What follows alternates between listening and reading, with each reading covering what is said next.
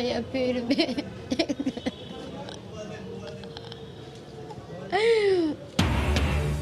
Banani FR টাওয়ারে ভয়াবহ আগুনে 25 জনের মৃত্যু, আহত অর্ধশতাধিক। রোমহর্ষক চেষ্টায় প্রাণ বাঁচল শত শত মানুষের।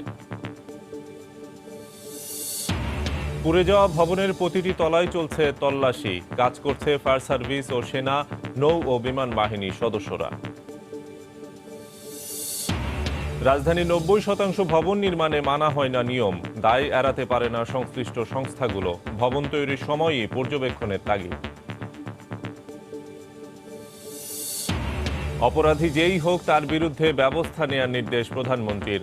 আইন প্রয়োগে মানবাধিকারের বিষয়টি খেয়াল রাখার আহ্বান।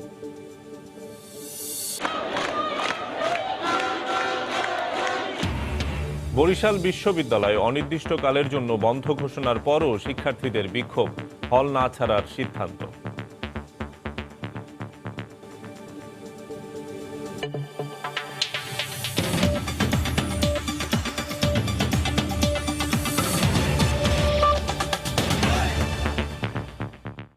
দেখছিলেন শিরোনাম, বাংলা সময়ের সঙ্গে আছে আমি শফিক মোহাম্মদ। রাজধানীর বনানীর কামাল আতাতুর্ক এভিনিউয়ের বহুতল বাণিজ্যিক ভবনের ভয়াবহ আগুনে এখন পর্যন্ত 25 জনের মৃত্যুর খবর পাওয়া গেছে।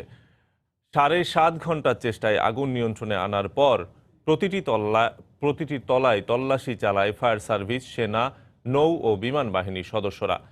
আগুনের ঘটনা তদন্তে 3টি কমিটি গঠন করা হয়েছে। এ ঘটনায় শোক জানিয়েছেন রাষ্ট্রপতি মোহাম্মদ আব্দুল হামিদ ও প্রধানমন্ত্রী শেখ হাসিনা। এছাড়া আহতদের সুষ্ঠু চিকিৎসা নিশ্চিত করতে স্বাস্থ্য মন্ত্রণালয়কে নির্দেশ দিয়েছেন প্রধানমন্ত্রী।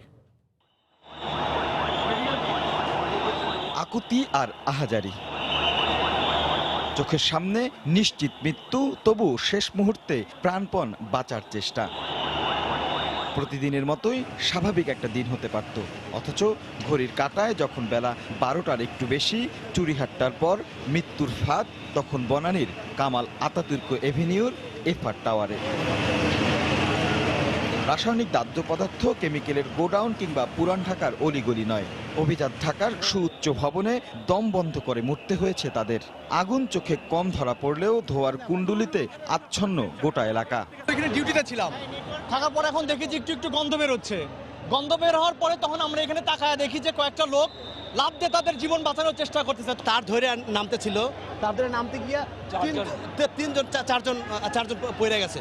আমি ১৪তলা থেকে সিঁড়ি বেয়ে সাদের থেকে পাশে আওয়াল সেন্টার সাদ ক্রস করে ওইখান থেকে নিচে আসি। কাগজে কলমে বিল্ডিং কোড থাকলেও কাজ করতে হয়েছে ভবন মালিকের সুউচ্চ মৃত্যু ফাঁদে।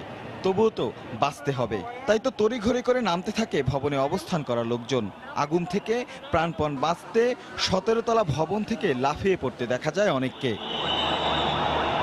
কিছুক্ষণের মধ্যেই আগুন নিয়ন্ত্রণে কাজ শুরু করে ফায়ার সার্ভিসের একটি ইউনিট। বেলা 2টা নাগাদ তা বেড়ে দাঁড়ায় 13টি ইউনিটে।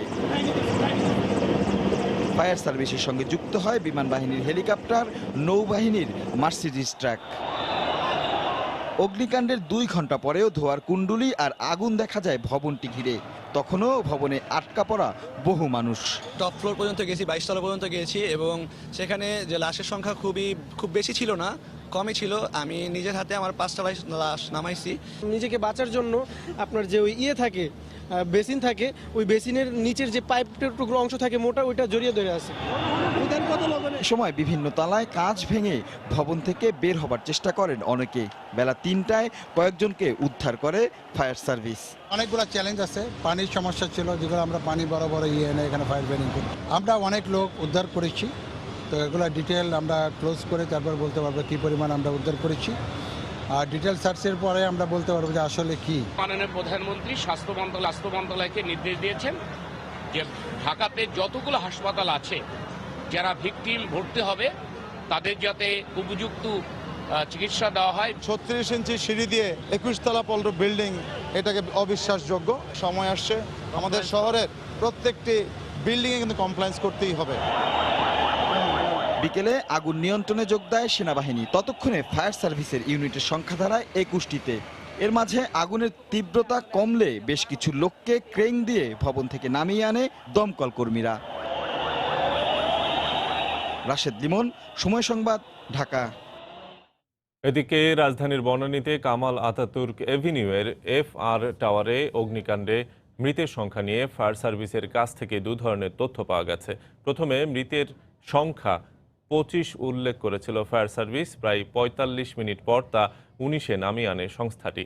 ঘটনাস্থলে স্থাপিত ফায়ার সার্ভিসের নিয়ন্ত্রণ কক্ষ থেকে দুবার এই দুই ধরনের তথ্য দেওয়া হয়। গত রাত 11টা 5 মিনিটের দিকে ঘটনাস্থলে স্থাপিত ফায়ার সার্ভিসের নিয়ন্ত্রণ কক্ষ থেকে জানানো হয় মৃতের সংখ্যা 25। সংবাদকর্মীরা সেই সংবাদ প্রকাশও করেন, কিন্তু 11টা 50 মিনিটের দিকে ফায়ার সার্ভিসের পক্ষ থেকে মৃতের সংখ্যা কমিয়ে 19 করা হয়। পুলিশ জানিয়েছে অগ্নিকাণ্ডে নিহতদের মধ্যে 9টি মরদেহ ঢাকা মেডিকেলের মর্গে, কুর্মিটোলায় 7টি, ইউনাইটেড হাসপাতালে 4টি, CMH-এ 4টি ও বনানীর একটি হাসপাতালে একটি মরদেহ নেওয়া হয়।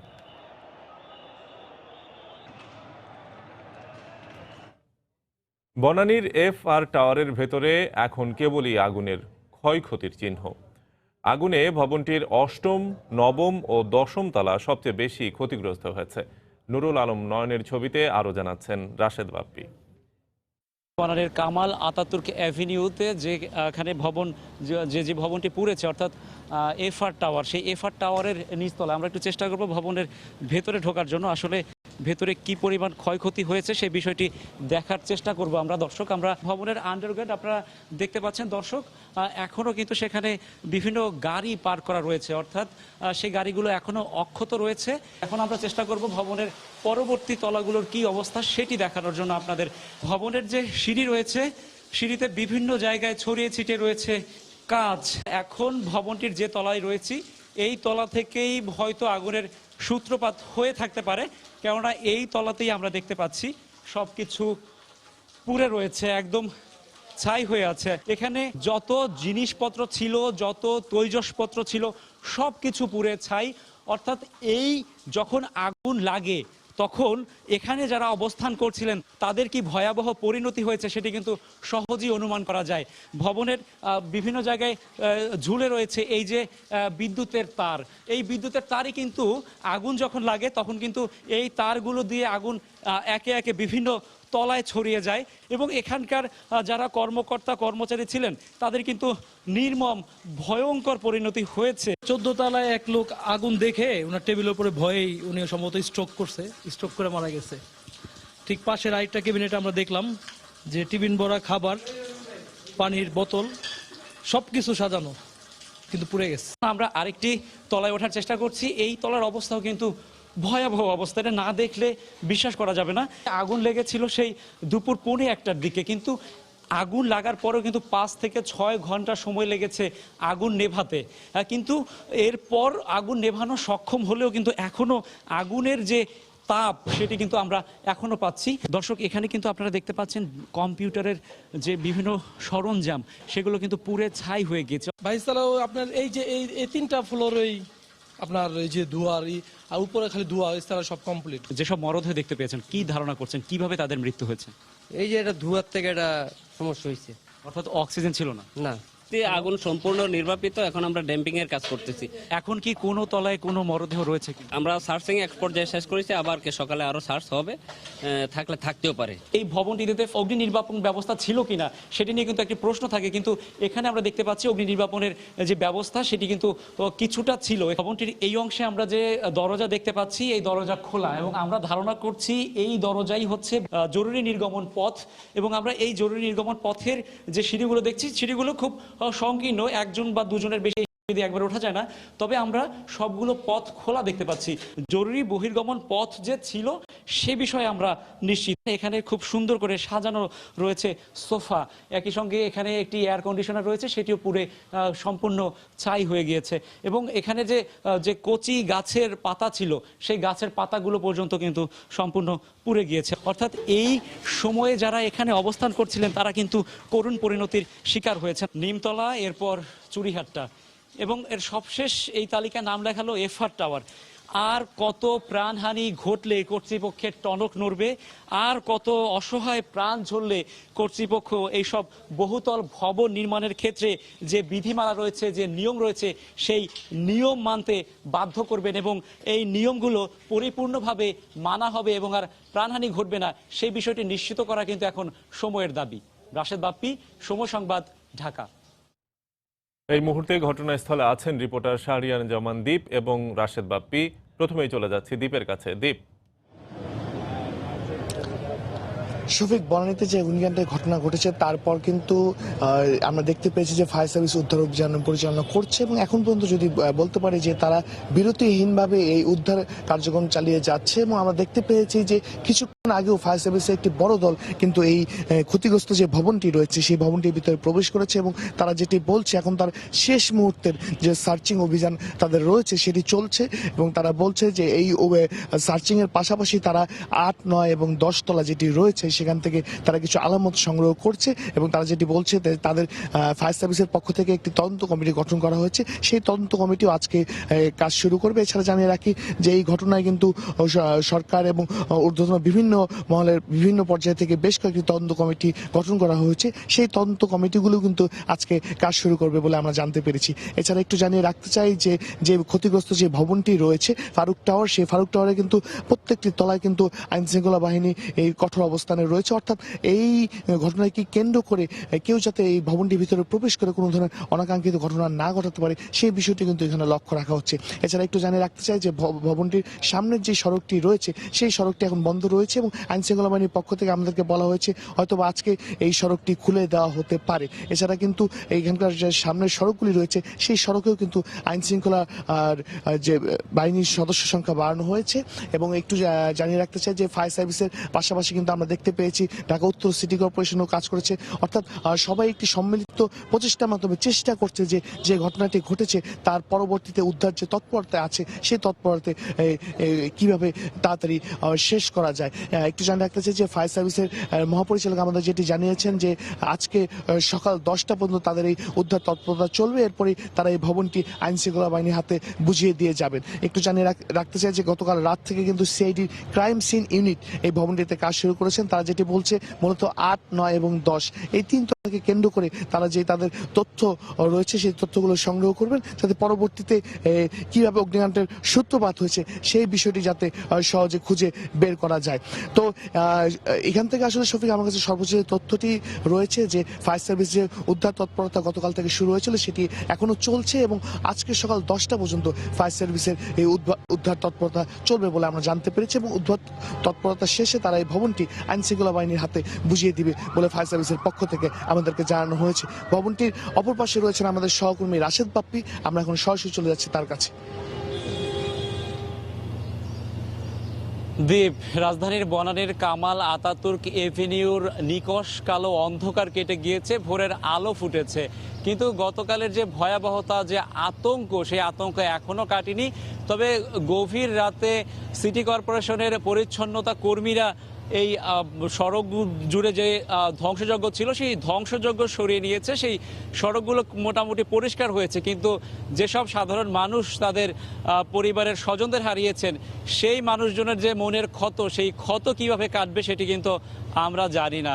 আমি একটু পেছনে ফিরে যেতে চাই। আমি যদি গতকাল রাত 12:30টার কথা আমি একটু দর্শক আপনাদের সাথে শেয়ার করতে চাই, সেটি হচ্ছে এই গতকাল রাত 12:30টায় যে ক্ষতিগ্রস্ত ভবন, সেই ভবনে আমরা প্রবেশ করেছিলাম সময় সংবাদের পক্ষ থেকে। আমরা সেখানে ফায়ার সার্ভিসের কর্তৃপক্ষের সঙ্গে যোগাযোগ করে তাদের অনুমতির ভিত্তিতে আমরা সেখানে প্রবেশ করি এবং আমরা যেখানে সেই ভবনটিতে উঠতে যখন আমরা 8 তলায় উঠি, সেই 8 তলায় গিয়েই কিন্তু আমরা দেখতে পেয়েছি ধ্বংসযজ্ঞ, অর্থাৎ পুড়ে ছাই হওয়া যে ফ্লোর সেটি আমরা 8 তলায় পেয়েছি এবং 9ম এবং 10ম তলাতেও আমরা সেই রকম পুড়ে যাওয়ার বিষয়টি লক্ষ্য করেছি এবং আমরা ধারণা করছি 8, 9, 10 এই 3টি ফ্লোরই সব থেকে বেশি ক্ষতিগ্রস্ত হয়েছে এবং এর উপরে যে তলাগুলো রয়েছে সেখানেও আমরা পৌঁছাতে পেরেছি। সেখানে আমরা তেমন কোনো ধ্বংসযজ্ঞ বা পুড়ে যাওয়ার বিষয়টি আমরা দেখিনি, তবে সেখানেও সব জিনিসপত্র ছড়িয়ে ছিটিয়ে ছিল, অর্থাৎ ফায়ার সার্ভিসের কর্মীরা যখন বাইরে থেকে পানি নিক্ষেপ করছিলেন ঠিক তখন সেখানকার যে সবকিছু এলোমেলো হয়ে যাওয়া সে বিষয়টি আমরা লক্ষ্য করেছি। তবে আমরা যতদূর পর্যন্ত উঠতে পেরেছি আমরা ততদূর কিন্তু কোনো মরদেহ দেখতে পাইনি, এবং ভেতরে যারা ফায়ার সার্ভিসের কর্মীরা কাজ করছিলেন তাদের সঙ্গে আমরা কথা বলেছি। তারা আমাদেরকে বলেছেন সেই সময়ে যে তারা সব ধরনের তৎপরতা চালাচ্ছেন, এবং সেই সময় যারা কথা বলেছেন তারা কিন্তু অনেক ভয়াবহতার কথা বলেছেন। আমি একজনের সঙ্গে কথা বলেছি, তিনি বলেছেন 14 তলায় একজন বয়স্ক একজনকে তিনি দেখতে পেয়েছেন যে তার অফিসের নিজের যে টেবিল চেয়ার সেই চেয়ারেই তিনি বসেছিলেন, এবং ফায়ার সার্ভিসের যে কর্মীর সঙ্গে কথা বলেছি তিনি বলেছেন যে হয়তো যে আগুনে আতঙ্কিত হয়ে হৃদস্পন্দন বন্ধ হয়ে গিয়ে তিনি সেখানেই মারা গিয়েছেন। এবং একজনের সঙ্গে কথা বলেছি, তিনি একটি কক্ষে ঢুকতে পেরেছেন, সেই কক্ষে ঢোকার পরে তিনি দেখতে পেয়েছেন সেখানে খাবার দাবার ঠিক একই রকম, মানে বলা যায় যে দুপুর 1:45টার দিকে যদি আগুন লেগে থাকে তাহলে সেই সময় দুপুরের যে খাবার সেই দুপুরের খাবার কিন্তু সেখানে সাজানো ছিল, অর্থাৎ খাওয়ার জন্য সেই খাবার প্রস্তুত ছিল, কিন্তু খাবার কিন্তু খাওয়া হয়নি। আরেকজন দমকল কর্মীর সঙ্গে কথা বলেছে, তিনি বলেছেন একজন বয়স্ক ব্যক্তি যে কিনা যে বেসিন আছে সেই বেসিনের নিচের যে পাইপ সেই পাইপ ধরে সে আঁকড়ে ধরে বসেছিলেন। অর্থাৎ প্রত্যেকটা মানুষ কিন্তু চেষ্টা করেছে নিজেদেরকে বাঁচানোর জন্য, নিজের প্রাণ বাঁচানোর জন্য, কিন্তু তারা অনেকেই সক্ষম হয়নি নিজের প্রাণ বাঁচাতে। এক্ষেত্রে আমরা একটু বলতে চাই ফায়ার সার্ভিস বা উদ্ধার কাজে যারা অংশ নিয়েছেন তাদের কোনো কাজ নিয়ে আমরা প্রশ্ন তুলছি না, তবে আমি যেটা মনে করি এখন আমাদের অনেকটাই আধুনিকায়নের প্রয়োজন রয়েছে। যারা হচ্ছে কারেন্টের তার বেয়ে নামার চেষ্টা করেছেন, যারা ওখান থেকে নামতে গিয়ে একদম নিচে পড়ে হতাহত হয়েছেন, সেটি কিন্তু আসলেই আমাদের প্রত্যাশিত না। নিচে যদি এমন কোনো ব্যবস্থাপনা থাকতো যার উপরে মানুষ উপর থেকে ঝাঁপ দিয়ে নিচে নিরাপদে পড়তে পারতেন, সেরকম যদি ব্যবস্থাপনা তৈরি করা যেত তাহলে হয়তো কিছুটা প্রাণহানির কমানো যেত। অর্থাৎ এখনো আমাদেরকে আরো সচেতন হতে হবে। একই সঙ্গে আমি মনে করি আমরা যে ভবনটি যে আগুন লেগেছে এখানে 11 থেকে 12টি ভবন একটার সাথে আরেকটা লাগানো, গায়ে গা লাগানো, এরকম ভবনও কিন্তু আসলে কতটা নিয়ম মেনে নির্মাণ করা হয়েছে সেই প্রশ্ন কিন্তু থেকেই যায়। শফিক, এই ছিল আমার কাছে আজকের সকালের এখনকার যে তথ্য তার সবশেষ খবর। শফিক। বনানীর এফআর টাওয়ারের সামনে থেকে সবশেষ খবর জানাচ্ছিলেন আমাদের সহকর্মীরা। শুরুতেই জানিয়েছিলেন আমাদের সহকর্মী শাহরিয়ার জামান দ্বীপ, এবং তারপরে সবশেষে যোগ দিয়েছিলেন আমাদের সাথে রাশেদ বাপ্পি। স্বজন হারানোর বেদনা আর আহতদের বেঁচে ফেরার ভয়াবহ অভিজ্ঞতায় ভারী হয়ে ওঠে হাসপাতালের পরিবেশ।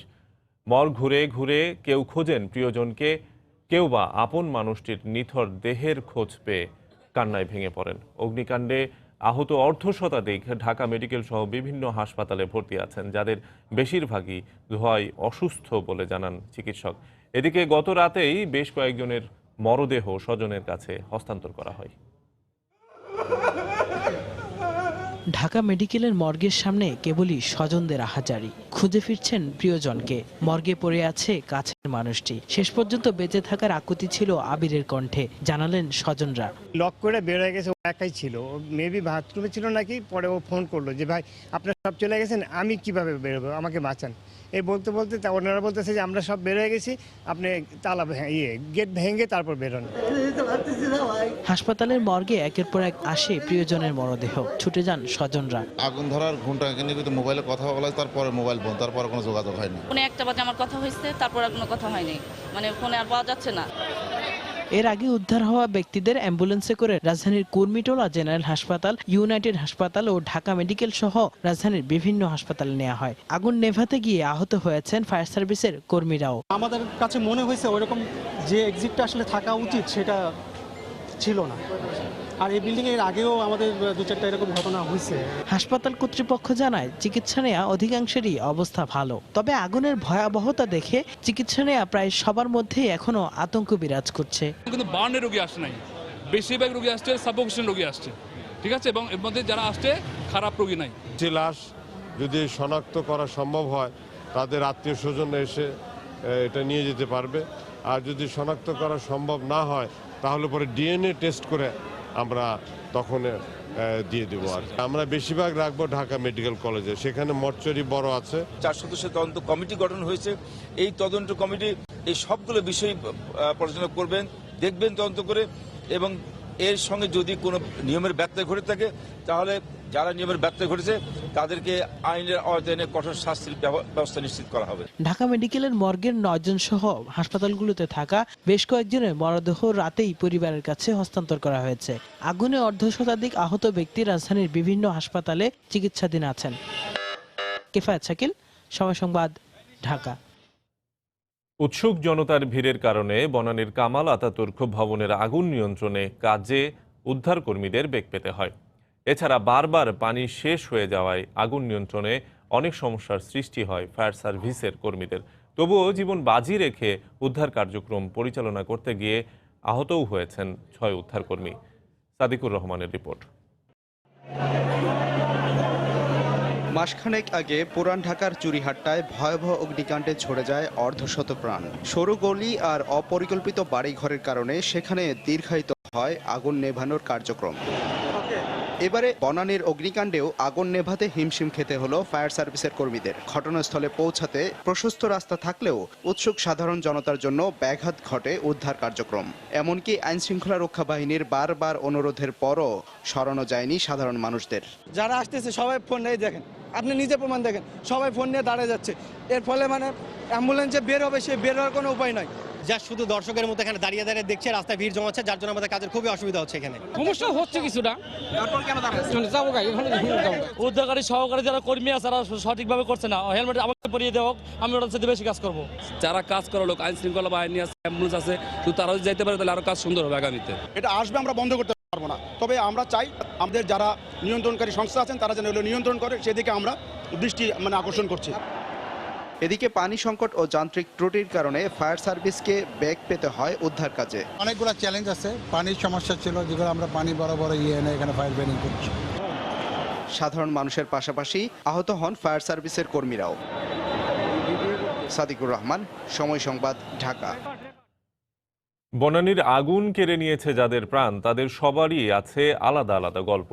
কেউ হয়তো সকালবেলা অন্য 10টা দিনের মতো স্ত্রী সন্তানের কাছ থেকে বিদায় নিয়েও অফিসে গেছেন, কেউ বা বাবা মার কাছে বলে এসেছেন বিকেলে দেখা হবে। কারো হয়তো বিয়ে করে নতুন জীবন শুরুর কথা ছিল এ বছরই। তবে সবকিছুই এখন আগুনে পুড়ে ছাই। দাও দাও করে জ্বলছে বেঁচে থাকার শেষ আশাটুকু। চোখে একরাশ আতঙ্ক, মনে প্রিয়জনকে আর কোনো দিন দেখতে না পাওয়ার আশঙ্কা। বনানীর এফআর টাওয়ারে অগ্নিকাণ্ডের ঘটনায় বিকেল থেকে নিহতের সংখ্যা বাড়তে থাকে একের পর এক। অগ্নিকাণ্ডে নিহত আব্দুল্লাহ আল ফারুক তমাল ঢাকা বিশ্ববিদ্যালয় থেকে পাশ করে চাকরি নিয়েছিলেন ইউআর সার্ভিস বিডি লিমিটেড কোম্পানির সেলস ম্যানেজার হিসেবে। বৃহস্পতিবারের দুর্ঘটনায় জীবনের ইতি টানেন এই তরুণ।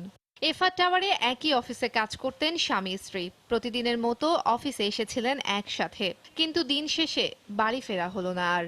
জীবন দিয়ে দাম্পত্য জীবনের ইতি টানলেন রুমকি আক্তার আর মাকসুদুর রহমান। মাকসুদের বাবা মারা গেছেন ছোটবেলায়। মা আর স্ত্রীকে নিয়ে নতুন ফ্ল্যাটে ওঠার কথা ছিল তার। হেরিটেজ গ্রুপে কর্মরত ছিলেন আব্দুল্লাহ আল মামুন। আগুন থেকে বাঁচতে তার ধরে ভবন থেকে নিচে নামার চেষ্টা করেন তিনি, কিন্তু ভাগ্য যেন মুখ ফিরিয়ে নেয় শেষ আশ্রয়টুকু থেকেও। হাত ফসকে নিচে পড়ে যায় সে। গুরুতর আঘাত পেয়ে ঘটনাস্থলেই মারা যান তিনি। একই কোম্পানিতে চাকরি করতেন উচ্ছল তরুণী তানজিলা মৌলি। বেঁচে ফিরতে পারেননি তিনিও। তরুণ আবির মাইকা সিকিউরিটি নামে একটি ব্রোকার হাউসে কাজ করতেন। তার বাড়ি লালমনিরহাটের পাটগ্রামে। অগ্নিকাণ্ডের ঘটনায় আতঙ্কিত হয়ে ভবন থেকে লাফিয়ে পড়ে মারা যান শ্রীলঙ্কার নাগরিক নিরোশ।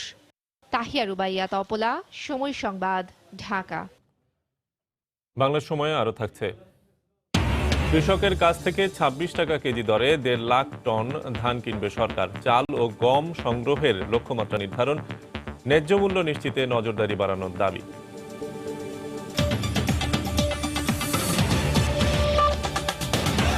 রাজধানীর 90% ভবন নির্মাণে মানা হয় না কোনো নিয়ম। সংশ্লিষ্টরা বলছেন, ভবনে যে কোনো কারণেই আগুনের ঘটনা ঘটুক না কেন সংশ্লিষ্ট সংস্থাগুলো দায় এড়াতে পারে না। এক্ষেত্রে ভবন নির্মাণের সময়েই গুরুত্ব দিয়ে পর্যবেক্ষণের তাগিদ দিয়েছেন তারা। যত বাড়ছে বহুতল ভবন ততই বাড়ছে নিরাপত্তা ঝুঁকি। 2012 সালে ফায়ার সার্ভিস, ডেসা, ওয়াসা, পরিবেশ অধিদপ্তরের অনুমোদন দেয়া 112টি ভবনে বুয়েটের করা গবেষণায় দেখা যায় মাত্র 2টি ভবন তাদের সব নির্মাণ নীতিমালা মেনেছেন। বাকিরা কোনো না কোনো নিয়ম এড়িয়েছেন অথবা মানলেও তা অকার্যকর।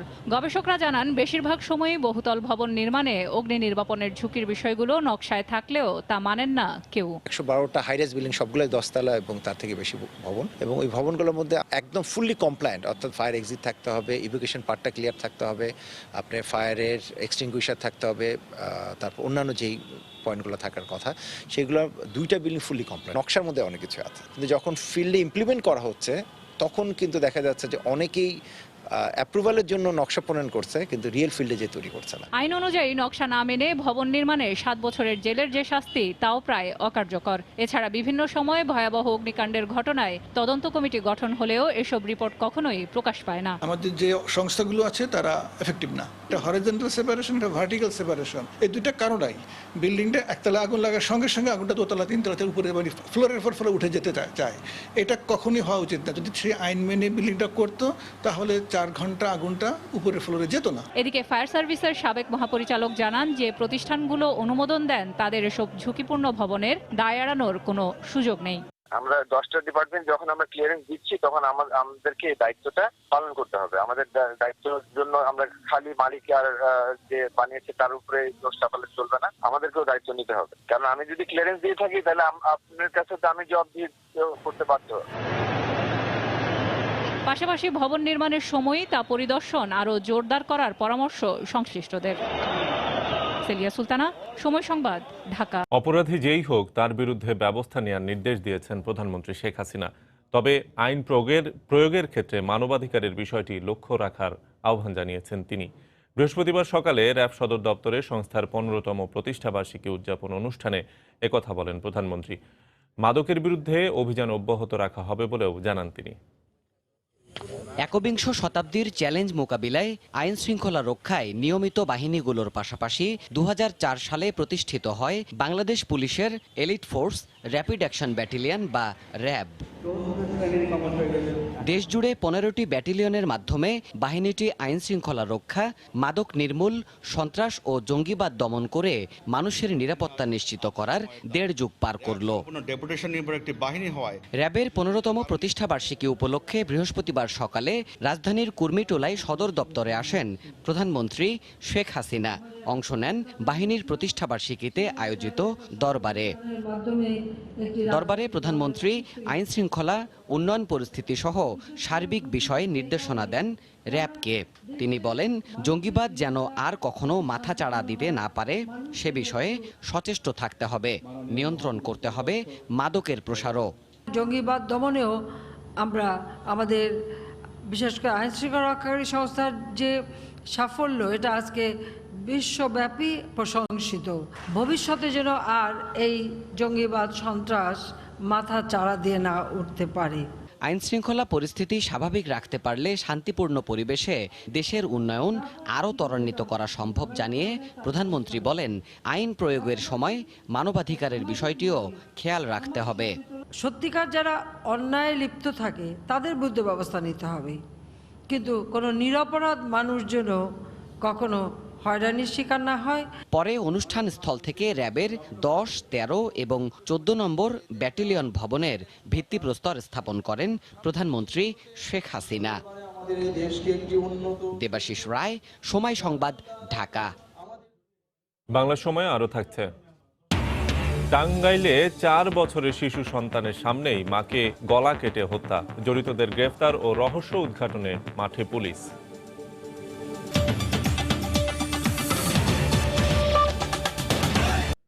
চলতি বোরো মৌসুমে প্রতি কেজি সিদ্ধ চাল 36 টাকা, আতপ চাল 35 টাকা ও ধান 26 টাকা দরে কিনবে খাদ্য মন্ত্রণালয়। চাল, ধান ও গম সংগ্রহের পাশাপাশি মূল্য নির্ধারণে সরকারি সিদ্ধান্তকে স্বাগত জানিয়েছেন কৃষক ও চালকল মালিকরা। তবে ন্যায্য মূল্য নিশ্চিতে নজরদারি বাড়ানোর দাবি তাদের। ধানের দামটা আগাম ঘোষণা দিয়েছে 26 টাকা কেজি হিসেবে, এটা যদি আমরা পাই অবশ্যই আমরা লাভবান হব। মধ্যস্বত্বভোগীরা 26 টাকার বদলে 15 টাকায় ধান কিনতেছে, তখন তো তারা আশাহত হবে। সরকারের উচিত এই সাইডটা দেখা। এইভাবে দাম পেলে আমার খুব ফসলটা ভালো হবে, আমার আবাদ কৃষি করতেও আমার ভালো লাগবে। একটা দাবি সরকার যেন আমাদের কাছে আসে সরাসরি কিনে, ফরিদের কাছে যেন না কিনে। যে রেটটা দিচ্ছে এটা কৃষকও উপকার পাবে এবং মিলারও উপকার পাবে। কিছু কিছু ওষুধ ব্যবসায়ীরা আছে যেটা বাজার ছেড়ে মূল্যে দেখা যাচ্ছে মাল অনেক স্টক করে রাখলো, বাজারে মার্কেটে মাল পাচ্ছে না, এটা যেন না হয়। ব্যবসায়ীরা মোটামুটি একটা ভালো পজিশনে থাকবে বলে আমি আশা করতেছি। বন্ধ ঘোষণার পরও উপাচার্যের বক্তব্য প্রত্যাহার সহ 10 দফা বাস্তবায়নের দাবিতে আন্দোলন কর্মসূচিতে অনড় বরিশাল বিশ্ববিদ্যালয়ের শিক্ষার্থীরা। গতকাল সকালে প্রশাসনিক ভবনের সামনে অবস্থান নেন আন্দোলনকারীরা। এদিন দুপুর 12টার দিকে সংবাদ সম্মেলন করে উপাচার্যকে ক্যাম্পাসে অবাঞ্ছিত ঘোষণা করেন তারা। সমস্যা সমাধান না হওয়া পর্যন্ত আন্দোলন চালিয়ে যাবে বলে জানান শিক্ষার্থীরা। পরে সেখান থেকে মিছিল নিয়ে আবাসিক শিক্ষার্থীরা নিজ নিজ হলে অবস্থান নেন। বন্ধ ঘোষণার পর কিছু ছাত্রী হল ছেড়ে গেছেন। কটূক্তির প্রতিবাদে উপাচার্যের পদত্যাগ দাবি করে কর্মসূচি ঘোষণা করে শিক্ষার্থীরা। টাঙ্গাইলে শিশু সন্তানের সামনেই মাকে গলা কেটে হত্যা করেছে দুর্বৃত্তরা। গত রাতে সদর উপজেলার কাবিলাপাড়া এলাকায় এ হত্যাকাণ্ড হয়। পুলিশ জানায় বৃহস্পতিবার সন্ধ্যায় বেতলা মাদ্রাসায় পড়ুয়া ছেলের জন্য রাতে খাবার নিয়ে যায় সৌদি প্রবাসী আরিফ হোসেনের স্ত্রী রেজিয়া বেগম। ফেরার পথে তার ওপর হামলা চালায় একদল দুর্বৃত্ত। এ সময় গলা কেটে তাকে সড়কের পাশে ফেলে দিয়ে যায় তারা। রেজিয়ার 4 বছরের শিশু সন্তানের কান্নার শব্দ পেয়ে আশেপাশের লোকজন ঘটনাস্থলে গিয়ে লাশ দেখে পুলিশে খবর দেয়। ময়নাতদন্তের জন্য তার লাশ টাঙ্গাইল মেডিকেল কলেজ হাসপাতালের মর্গে পাঠানো হয়। হত্যার রহস্য উদ্ঘাটনে কাজ শুরু করেছে পুলিশ।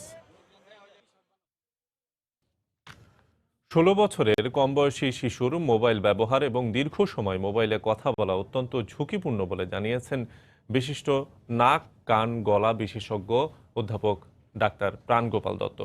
গতকাল সকালে সিলেট মুরারি চাঁদ কলেজে মোবাইল ব্যবহারের ক্ষতিকর প্রভাব বিষয়ক সেমিনারে একথা বলেন তিনি। এ সময় তিনি আরও বলেন, মোবাইলের অপব্যবহারে মারাত্মক ক্ষতির মুখে পড়ার আশঙ্কা রয়েছে। শুধু শিশু নয়, সব বয়সী মানুষের টিউমার, স্মৃতি ও দৃষ্টিশক্তি লোপসহ নানা রকম সমস্যা দেখা দিতে পারে। তাই মোবাইল ব্যবহারে সতর্ক থাকার আহ্বান জানান তিনি।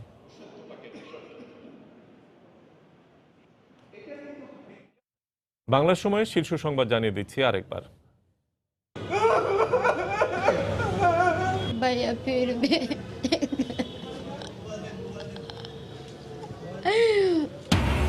বনানীর এফআর টাওয়ারে ভয়াবহ আগুনে 25 জনের মৃত্যু, আহত অর্ধশতাধিক। রোমহর্ষক চেষ্টায় প্রাণ বাঁচল শত শত মানুষের। পুড়ে যাওয়া ভবনের প্রতিটি তলায় চলছে তল্লাশি। কাজ করছে ফায়ার সার্ভিস, সেনা, নৌ ও বিমান বাহিনীর সদস্যরা। রাজধানীর 90% ভবন নির্মাণে মানা হয় না নিয়ম, দায় এড়াতে পারে না সংশ্লিষ্ট সংস্থাগুলো। ভবন তৈরির সময়ই পর্যবেক্ষণের তাগিদ। অপরাধী যেই হোক তার বিরুদ্ধে ব্যবস্থা নেওয়ার নির্দেশ প্রধানমন্ত্রীর। আইন প্রয়োগে মানবাধিকারের বিষয়টি খেয়াল রাখার আহ্বান।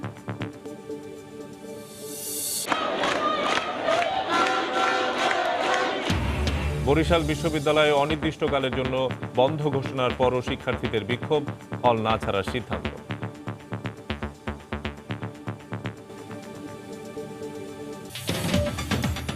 এই ছিল বাংলার সময়ে। যে কোনো খবর পেতে ভিজিট করুন সময়নিউজ.tv। আপনার মোবাইলে সময় সংবাদ দেখতে ও সকল খবর পেতে ডাউনলোড করুন সময় অ্যাপ। সঙ্গে থাকুন সময়।